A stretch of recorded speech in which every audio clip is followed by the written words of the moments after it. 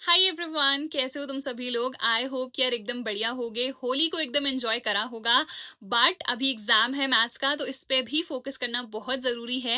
And बहुत सारे बच्चे कह रहे थे कि एनसीईआरटी के क्वेश्चंस बहुत सारे हैं, क्या सारे ही क्वेश्चंस हमें प्रैक्टिस करना ज़रूरी है।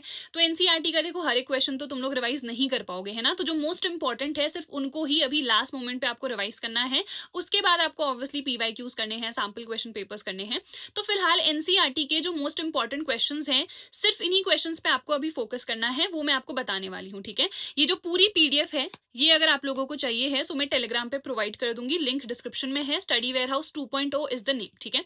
चलो फिर स्टार्ट करते हैं with our very first part. तो मैं इंपॉर्टेंट टॉपिक्स भी बता देती हूँ, क्वेश्चंस किस तरीके से मार्क्ड है वो भी बता देती हूँ, सो दैट पीडीएफ में ढूंढना बहुत आसान हो जाए तुम लोगों के लिए, ठीक है। तो सबसे पहले जो हमारा पहला चैप्टर है, रिलेशन एंड फंक्शन। तो आपको पता है इसमें इक्विवेलेंस रिलेशन प्रूफ करना, अगर हमारा फंक्शन 1 1 है, ऑन 2 है, ये प्रूफ करना, इस टाइप के क्वेश्चंस आते हैं, ठीक है। उसके बाद यहाँ पर से मैंने आपको बताया था, this is not a very important chapter, एक या मैक्सिमम 2 नंबर का क्वेश्चन ही यहाँ पर से बनेगा। मैट्रिसेस एंड डिटर्मिनेंट्स की अगर बात करें तो सबसे पहले जितने फॉर्मूलाज हैं वो आपको पता होने चाहिए। मैट्रिक्स बनती कैसे है, ऑर्डर क्या होता है, देन हम ऑपरेशंस कैसे लगाते हैं, यानी कि मल्टीप्लाई कैसे करेंगे, ऐड कैसे करेंगे, सब्ट्रैक्ट कैसे करेंगे, बहुत ही सिंपल होता है, ठीक है। उसके बाद सिमेट्रिक्स, क्यू सिमेट्रिक मैट्रिक्स हमारे पास क्या होते हैं। डिटर्मिनेंट्स की अगर हम लोग बात करें तो सबसे पहले है यहाँ पे एरिया ऑफ अ ट्राइंगल, इसका एक फॉर्मूला है, बस उसको आपको लर्न करना है। Then we have application of determinants and matrices, यहाँ पर से ना आपका आता है वर्ड प्रॉब्लम, ठीक है। तो वर्ड प्रॉब्लम काफी इंपॉर्टेंट है। और अगर एनसीईआरटी के अलावा भी आप लोगों को क्वेश्चन देखने हैं जो चैप्टर वाइज इंपॉर्टेंट है, तो उसके लिए मैंने ऑलरेडी वीडियो बना रखी है, चैनल पे जाके आप लोग देख लेना, ठीक है।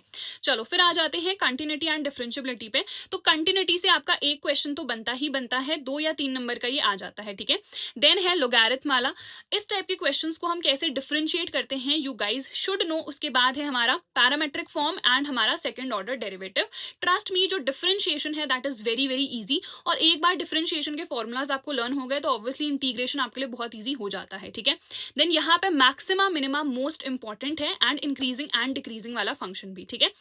तो ये तो हमारे फर्स्ट पार्ट की बात हो गई। अब आ जाते हैं सेकंड पार्ट में। तो ये सब कुछ ना मेंशन्ड है, ठीक है, कि इंटीग्रेशन है तो यहाँ पे सबसे ज्यादा इंपॉर्टेंट जैसे हमारा पार्शियल फ्रैक्शन है, ठीक है। उसके बाद इंटीग्रेशन बाय पार्ट्स हम कैसे करते हैं, डेफिनेट इंटीग्रल भी बहुत इंपॉर्टेंट है। And at the same time यहाँ पे जो हमारी प्रॉपर्टी 4 है दैट इज मोस्ट इंपॉर्टेंट, ठीक है। उसके बाद एप्लीकेशन ऑफ इंटीग्रल्स हो गया, हमारा डिफरेंशियल इक्वेशन हो गया। तो यहाँ पे अलग अलग मेथड है हमारे पास, लीनियर डिफरेंशियल इक्वेशन है हमारे पास, इसके अलावा होमोजेनस डिफरेंशियल इक्वेशन है, उनको सॉल्व करना आपको आना चाहिए, ठीक है। देन वेक्टर और जो हमारा 3D वाला चैप्टर है ना, ये मैंने आपको पहले भी बताया था कि अब इन दोनों ही चैप्टर से एमसीक्यूज ज्यादा आ रहे हैं, तो एमसीक्यूज को ज्यादा प्रैक्टिस करना, ठीक है। लीनियर प्रोग्रामिंग, इस चैप्टर को बिल्कुल मत छोड़ना। इस सिंगल चैप्टर से 4 से 5 नंबर के क्वेश्चंस आपके बनते हैं, एंड यहाँ पे आपको सिर्फ ग्राफ प्लॉट करना आना चाहिए, ठीक है। देन है प्रोबेबिलिटी, वेरी इंपॉर्टेंट चैप्टर। 9 से 10 नंबर के क्वेश्चन आपके जनरली यहाँ पर से बन जाते हैं, मे बी इस बार थोड़े से कम आए, 8 नंबर के अराउंड बन सकते हैं। मोस्ट इंपॉर्टेंट है बेस थ्योरम, यहाँ पर से जो हमारा केस स्टडी वाला क्वेश्चन है वो बन सकता है। इंडिपेंडेंट इवेंट की क्या कंडीशन होती है, जो हमारी कंडीशनल प्रोबेबिलिटी है, यहाँ पर से भी क्वेश्चन आ जाता है, ठीक है। 3 4 टाइप के क्वेश्चंस प्रैक्टिस कर लो ना, तो तुम लोगों को इजीली समझ में आ जाएगा कि क्या मेथड कहाँ पर लगना है, ठीक है। अब देखो, इस पीडीएफ में तुम लोगों को पता चल जाएगा कि कौन कौन से मोस्ट इंपॉर्टेंट टॉपिक्स हैं। तो मैंने ये येलो कलर से हाईलाइट कर रखे हैं, ठीक है। तो सिर्फ इन्हीं क्वेश्चंस को अभी तुम लोगों को वापस से प्रैक्टिस करना है।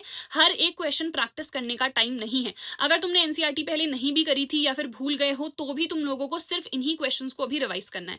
कुछ जो एग्जाम्पल्स हैं, ठीक है, बहुत लंबी पीडीएफ है, ऑब्वियसली एनसीईआरटी में तुम लोग अपनी मार्क कर लेना, ठीक है। पूरी ये पीडीएफ है, 1 सेकेंड, इसको मैं शो भी कर देती हूँ, ठीक है। इस टाइप से नीचे तुम लोग स्क्रॉल करते जाओगे तो तुम्हें दिखता जाएगा कि भाई जो भी येलो मार्क्ड है वो सब हमारा इंपॉर्टेंट है, उसके अलावा आपको कुछ नहीं करना, ठीक है। तो सब मैंने देखो यहाँ पे मेंशन कर दिया है जो भी आपका इंपॉर्टेंट है, सिर्फ जो येलो मार्क्ड है उन्हीं को आप लोग प्रैक्टिस करना, ठीक है।